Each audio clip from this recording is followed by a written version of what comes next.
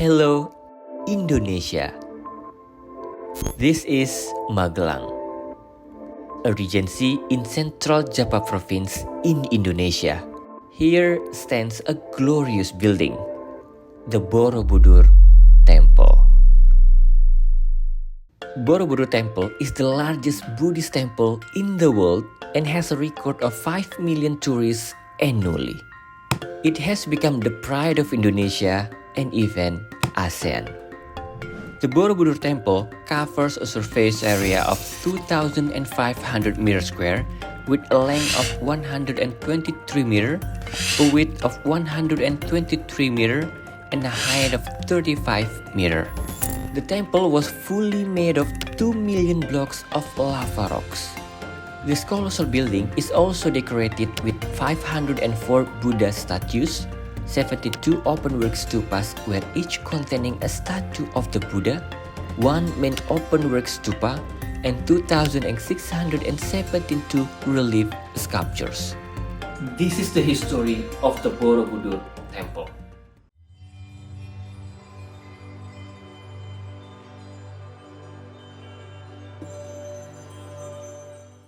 The history of Borobudur Temple started with the Sailendra Dynasty, which ruled from 650 to 1025 CE. In Sanskrit language, Sailendra means Lord of the Mountain.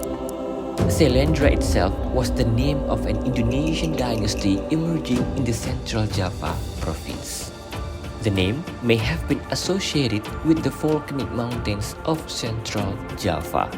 The Sailendras were active promoters of Mahayana Buddhism. They were considered to have been a thalassocracy or maritime empire because they ruled vast swaths of maritime Southeast Asia. However, they also relied on agricultural pursuits by way of intensive rice cultivation on the Kedu Plain or Progo River Valley of Central Java. According to the Karangtengah inscription, the construction of the Borobudur Temple was initiated by King Samaratungga, the head of the Sailendra Dynasty in the 8th century. King Samaratungga married Dewi Tara. Dewi Tara was the princess of the Srivijayan ruler, King Dharmasetu. This marriage created a close political alliance between the Sailendras and Srivijaya. This is the reason why the Sailendra Dynasty appeared to be the ruling family of both the Mataram Kingdom of the Central Java Province for some period and the Srivijaya Kingdom in Sumatra Island. It was believed that King Samaratungga had one son by the name of King Balaputra and one daughter by the name of Queen Pramodhawardhani. When King Samaratungga died, the construction of the Borobudur Temple was continued and finished by Queen Pramodhawardhani. And then, Queen Pramodhawardhani inaugurated the Borobudur Temple around the 9th century. It means that it took about 75 to 100 years to build the Borobudur Temple. Not only that, after Samaratungga died, Pramodhawardhani married Rakai Pikatan from the Sanjaya dynasty. After the marriage, Rakai Pikatan managed to usurp Balaputra's authority over Central Java and forced the Sailendras to flee Java for Srivijaya. Why was the Borobudur Temple abandoned? Long story short, in the 9th century, Borobudur Temple was under the reign of King Empu Sindok.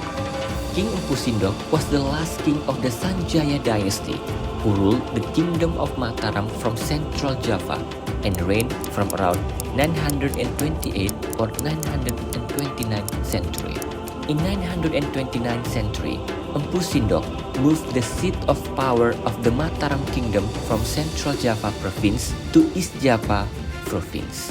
The move of the capital city was due to a series of volcanic eruptions and also the invasion of Srivijaya. What makes Borobudur design unique? Borobudur is built as a single large stupa. When viewed from above, it takes the form of a giant tantric Buddhist mandala, simultaneously representing the Buddhist cosmology and the nature of the mind. The original foundation is a square, approximately 180 meters on each side. It has 9 platforms, of which the lower 6 are square and the upper 3 are circular.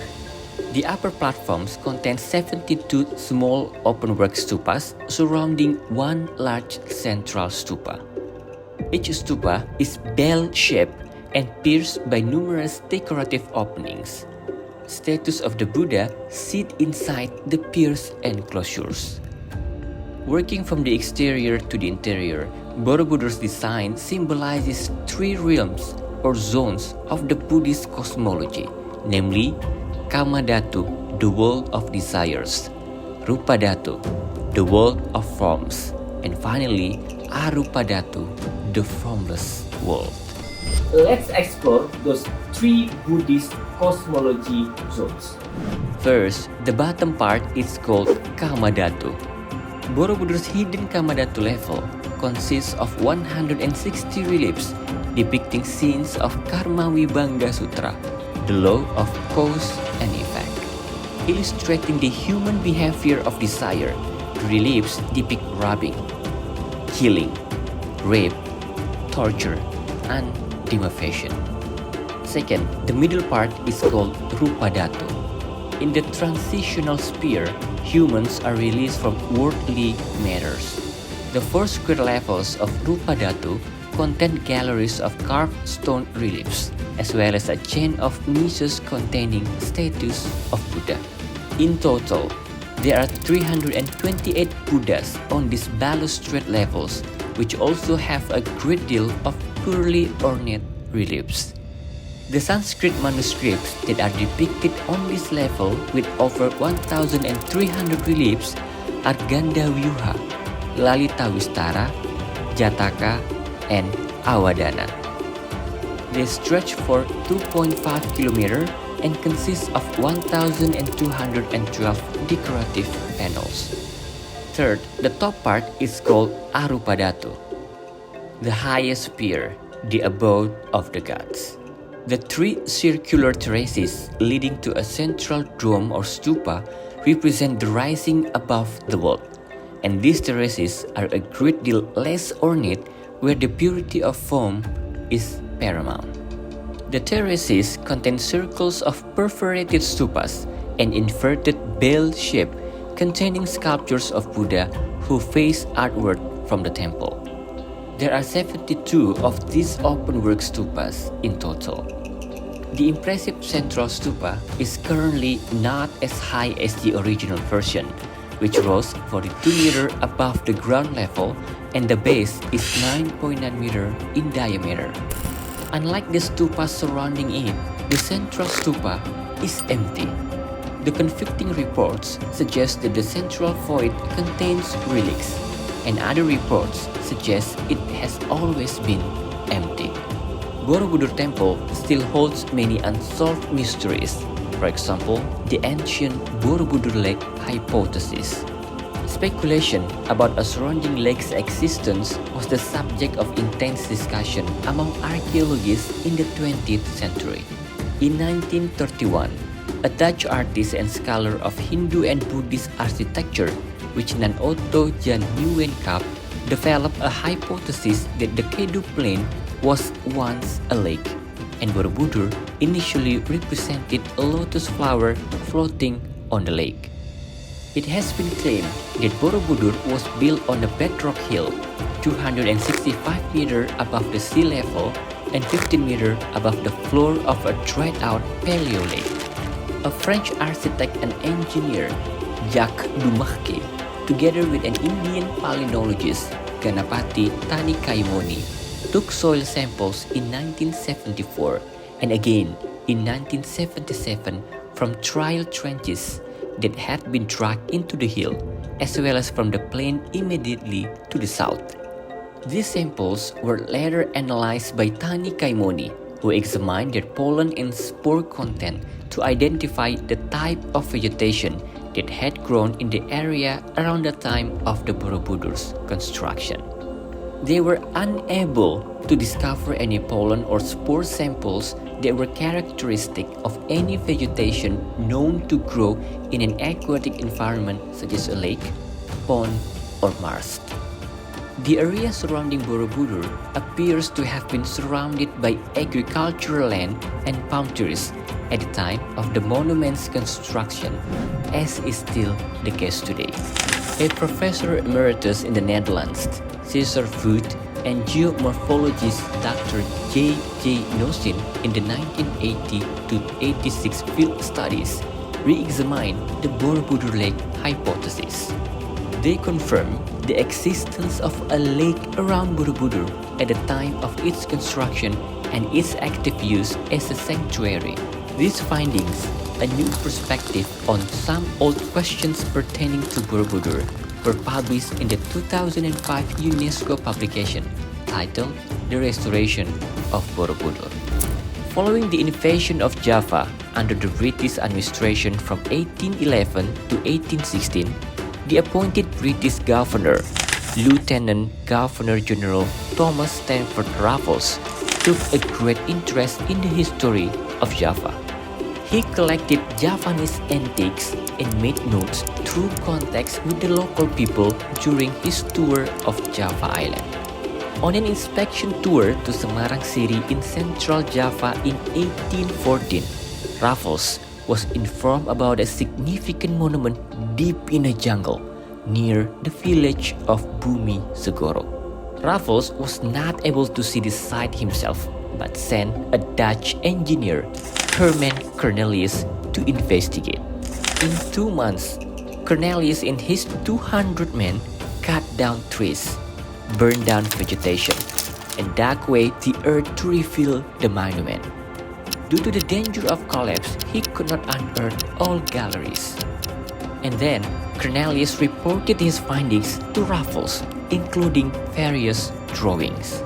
Although Raffles mentioned the discovery and hard work by Cornelius and his men in only a few sentences, Raffles has been credited with Borobudur's rediscovery as the person who had brought Borobudur to the world's attention. After being rediscovered, surprisingly, the Borobudur Temple has remained strong even though 10 centuries of neglect. Borobudur was previously the target of a bombing attack. In 1985, extremists detonated bombs that damaged 9 of the stupas at Borobudur. The police claimed that the attack was perpetrated by Muslim radicals. As a consequence, Borobudur was renovated again. After the renovation was finished, UNESCO listed Borobudur as a World Heritage Site in 1991.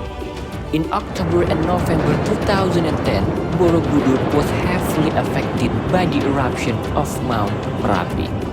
Volcanic ash from Mount Merapi fell on the temple complex, which is approximately 28 kilometers west-southwest of the crater. And then, UNESCO donated $3 million as a part of the cost towards the rehabilitation of Borobudur after the eruption.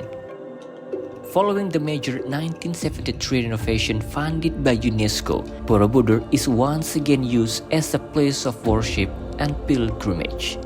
Once a year, during the full moon in May or June, Buddhist monks in Indonesia and also from Thailand and other countries observe Vesak Day, commemorating the birth, death, and the time when Siddhartha Gautama attained the highest wisdom to become the Lord Buddha.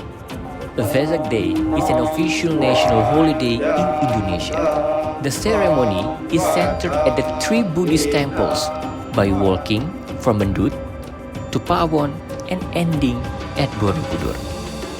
From its building, history, and to its location, Borobudur offers an experience of a distinct wonder and mystic all together. Today, this magnificent building remains the largest and most complete Buddhist relief in the world. Now, you know. You have a question?